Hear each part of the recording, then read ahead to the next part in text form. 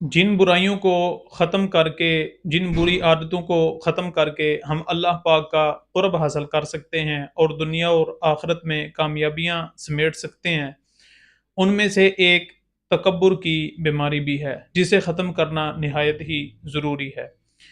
قرآن پاک میں ارشاد ہوتا ہے کہ بے شک اللہ کریم تکبر کرنے والوں کو اور مغروروں کو پسند نہیں فرماتا۔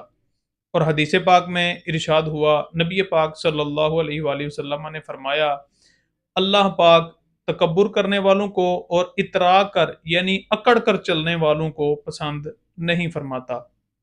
حضرت حذیفہ رضی اللہ تعالی عنہ آپ ارشاد فرماتے ہیں کہ ایک دفعہ ہم نبی پاک صلی اللہ علیہ وآلہ وسلم کے ساتھ کسی جنازے میں شریک تھے، تو محبوب خدا صلی اللہ علیہ وآلہ وسلم نے ارشاد فرمایا، کیا تمہیں میں اللہ پاک کے بدترین بندے کے بارے میں خبر نہ دوں؟ فرمایا کہ وہ بد اخلاق اور تکبر کرنے والا ہے۔ اور ساتھ ہی نبی پاک صلی اللہ علیہ وآلہ وسلم نے ارشاد فرمایا، کیا تمہیں میں اللہ پاک کے بہترین بندے کے بارے میں خبر نہ دوں؟ پھر فرمایا کہ وہ عاجزی اختیار کرنے والا اور ظاہراً کمزور نظر آنے والا اور پرانے لباس والا ہے، اور وہ اللہ پاک کی بارگاہ میں کسی بات پر قسم کھا لے تو اللہ پاک اسے ضرور پورا فرما دیتا ہے۔ اب ذرا ہم اپنی حالت کی طرف غور کر لیں۔ ہم لباس کی طرف، اپنی صحت کی طرف توجہ کرتے ہیں کہ اس کے ساتھ ہمیں عزت ہے، لیکن اللہ پاک کی بارگاہ میں زیادہ عزت والا وہ ہے جو اللہ پاک کے لیے عاجزی کرنے والا ہے۔ اور اس کا مقام و مرتبہ تو ذرا دیکھیں کہ وہ ظاہراً کمزور نظر آ رہا ہے، اس کے پاس لباس بھی اچھا نہیں، پرانے لباس والا ہے، لیکن اس کا مقام ذرا دیکھیں کیسا مقام ہے کہ وہ کسی بات پر اللہ پاک کی قسم اٹھا لے تو اللہ پاک اس بات کو پورا فرما دیتا ہے۔